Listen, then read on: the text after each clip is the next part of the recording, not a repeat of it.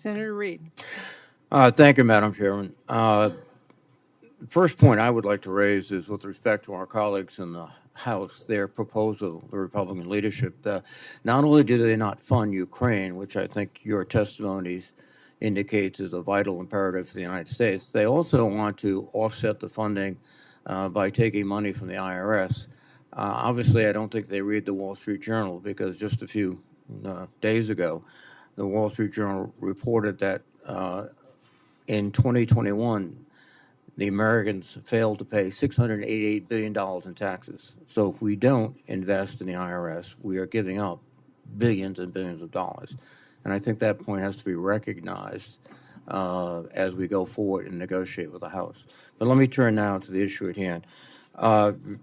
We're talking about Secretary Austin sending resources to Ukraine. You are now the civilian Secretary of Defense, but you were a distinguished Army officer and commander of CENTCOM.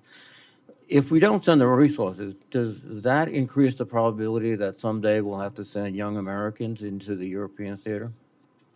Absolutely, Senator Reid. I think, as we said earlier, if Putin is successful, he will not stop at Ukraine.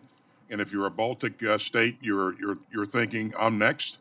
And you know, there's no question in my mind that sooner or later there will be. He will challenge NATO, and we'll find ourselves in a shooting match. And so, in one sense, this comes down to a choice between lending them the tools to do the job or seeing young Americans facing combat. I agree, Senator. Thank you. Again, Secretary Austin, you pointed out with respect to the efforts in Gaza that humanitarian assistance is not just a good thing to do, it's a strategic necessity for the operations of Israeli forces. Is that correct? That's absolutely correct.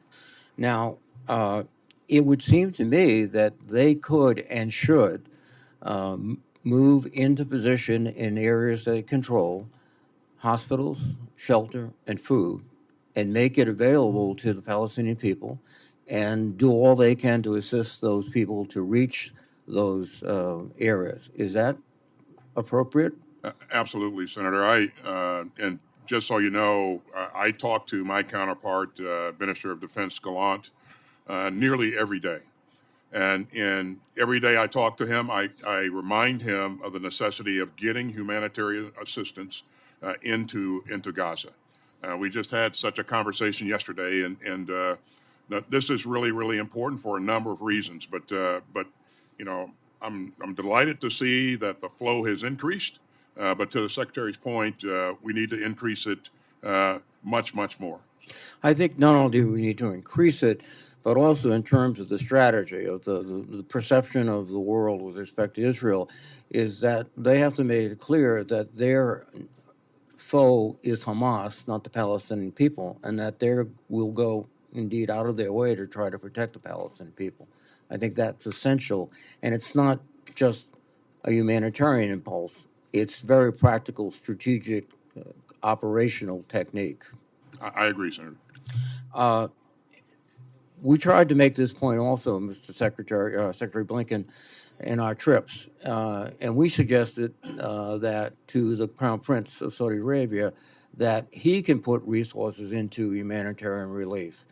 And I would urge you and your colleagues to try to get all of the nations in that area to provide the resources. The Israelis control the ground, they can control the operations, but the money for aid to Palestinian people should come from the international community. Yeah, Senator, I very much agree with that. The United States, as it stands, is by far the leading donor to the Palestinians. We provided $1.6 billion in assistance through various agencies to the Palestinians over the pendency of this administration. And we would like to see other partners, other allies step up and do the same thing. That's something that we've been very clear about in our own conversations, and I really applaud the members of this committee and others who've been to the region recently and have been pushing that as well. Just a final point, my time is expiring. We have also a necessity to get many American citizens out of Gaza. And Can you assure us that you're doing all you can to achieve that objective? We are, Senator. We're working on this every single day. We have about 400 American citizens and their family members, so it's roughly 1,000 people who are stuck in Gaza and want to get out. I'm focused on this intensely. My entire department is as well, both in the region and here. We're working with various parties to try to facilitate their departure from Gaza. The impediment is simple. It's Hamas.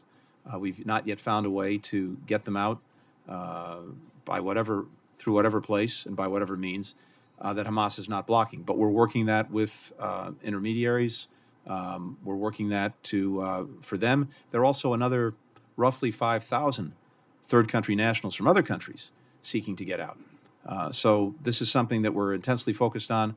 We've been in close communication as best we can with Americans who are stuck in Gaza. We've had about 5,500 communications that we've initiated, phone calls, emails, WhatsApp, to be in touch with them, to try to guide them as best we can, and to work for their ability to leave.